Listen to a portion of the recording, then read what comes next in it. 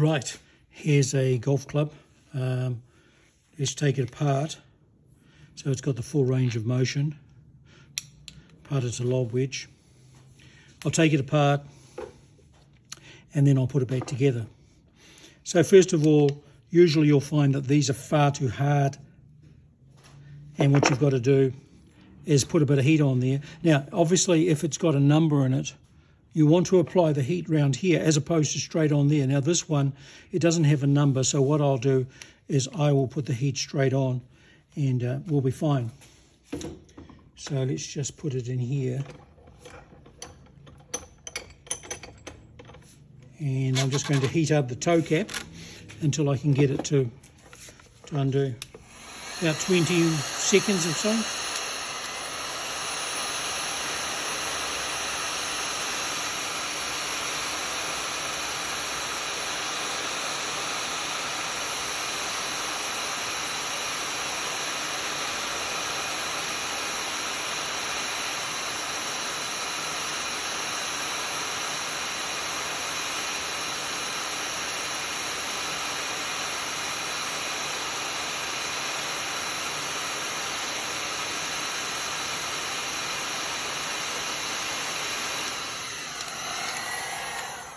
Right, that'll do the job.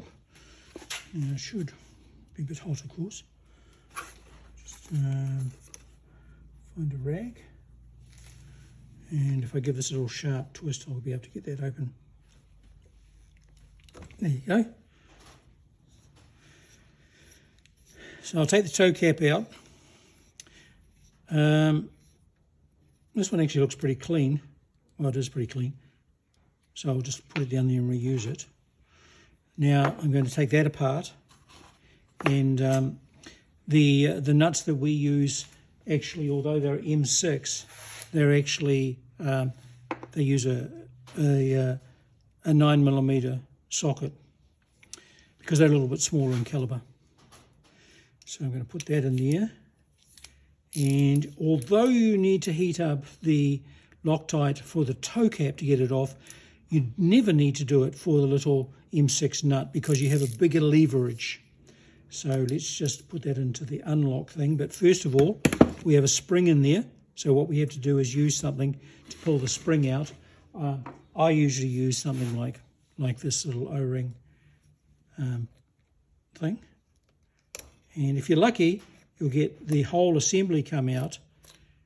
Yes, including that little bushing at the far end. Sometimes if that gets stuck, you use this spring and you turn it one way to open it and one way to close it. So in this case, if I wanted to get the bushing out of the bottom, I turn it clockwise to get it onto the bushing, and then anti-clockwise to grip the bushing and then pull it out whilst I've got the pressure on it in an anti-clockwise direction, and that will do a helical grab. You need to do it sometimes a couple of times, but most of the time, as has happened here, the bushing will come out. So it's all good. Right, now we have to undo the nut in there. So pop that on there. Still a wee bit warm here, of course. And this, I've got a big leverage here, so weirdly, it's usually pretty good to undo without putting heat down there. If you put heat down there, you'd cook the foam. Not a good idea. There you go.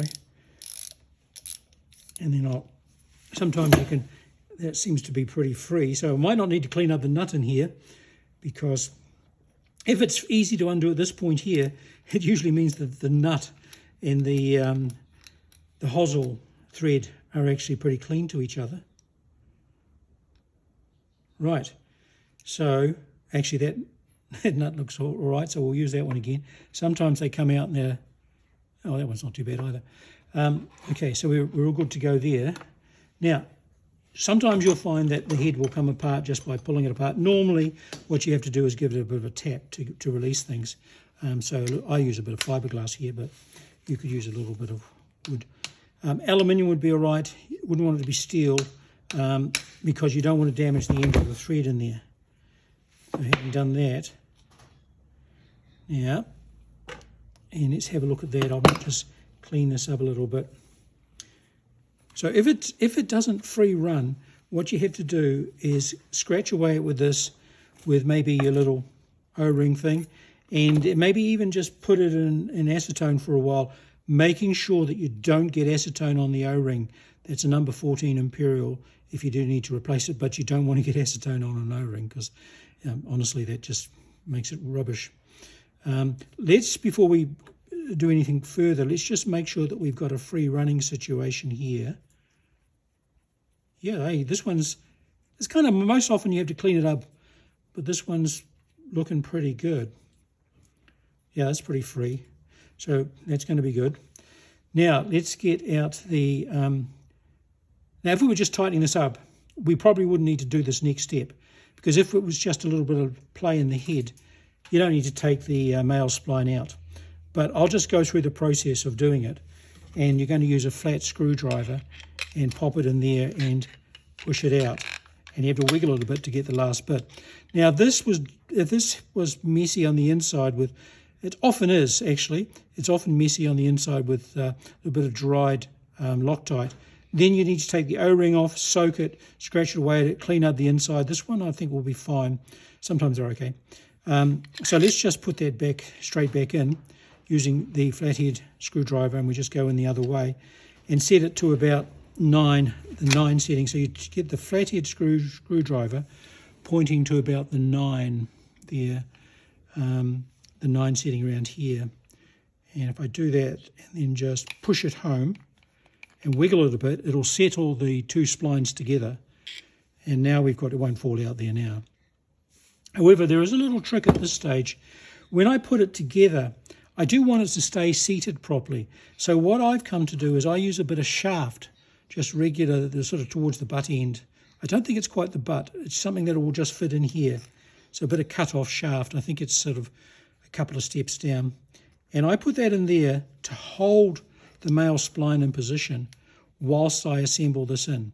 Now, obviously, we use that male spline again, so it still has an O-ring on it. This has an O-ring on it. Vital you have both the O-rings on there. And now I'm going to wiggle this around, just retaining it there a little bit to try to not dislodge the male spline too much.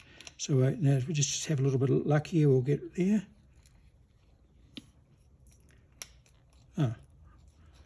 Right, and we're in. And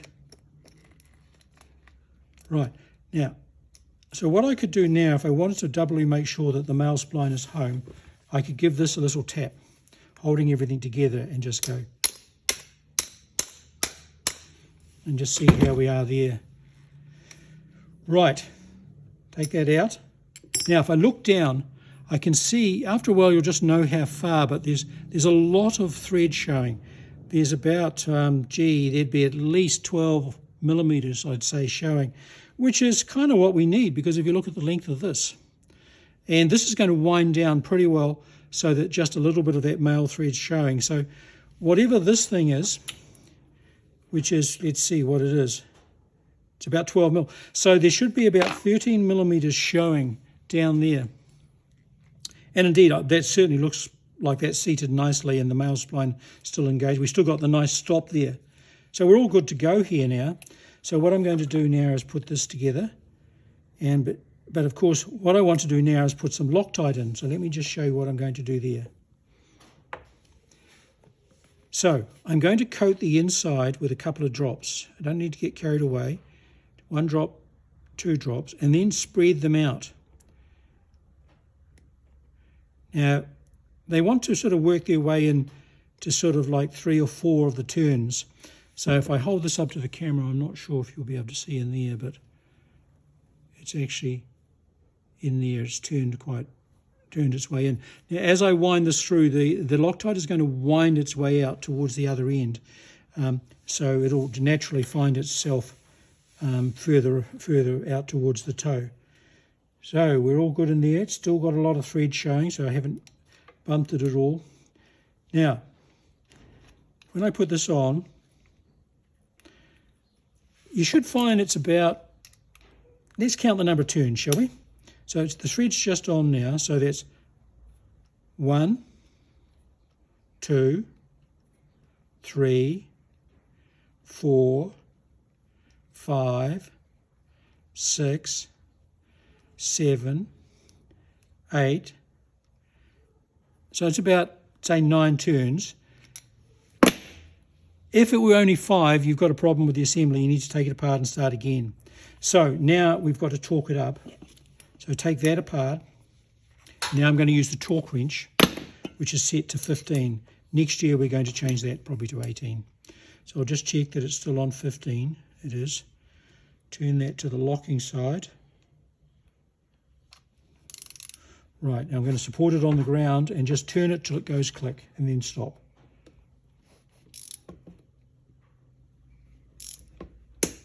There you go. Now if I wiggle that, I can take the whole assembly out. Now before I go any further, I will just check to make sure we're operating all right. We go to the lob wedge. There's no spring in here, and we go to the putter. And if I look down there, the end of the nut is about equal to the end of the hosel thread. So that looks great. Now the spring assembly, we're almost there. Push it in. It just needs to disappear just beneath the surface, because this will take care of the rest of it. So I'm going to put the one that I had, pop it in there. There's one more thing to do. Tighten this up, but before we do that, just get it started. You just got to push the spring in a little bit. You see, now it's started. Now one drop, just the barest of on here. We don't want this to be too robust. Just a little drop in there, and then we tighten that up. That'll just hold that. Then we go all the way, tighten it up as hard as you can, just with your hand tight. And that'll just do a little bit of locking in there. Right, let's just check now. We got lob wedge, we got putter. Yeah, I don't bother checking the ones in between. Just as long as you're on the lob wedge here and it's popping out nicely, and you're on the putter there. Now, if it wasn't popping out, I could take it apart and put a little bit of silicone grease just in there, or spray a bit of lubricant. But really, most of the time you don't need it. And there we go. It's all back together, and we could clean it up. And it's a second-hand club, but it's had a bit of use, this one. So that's good. That's what they're all about. And that's it.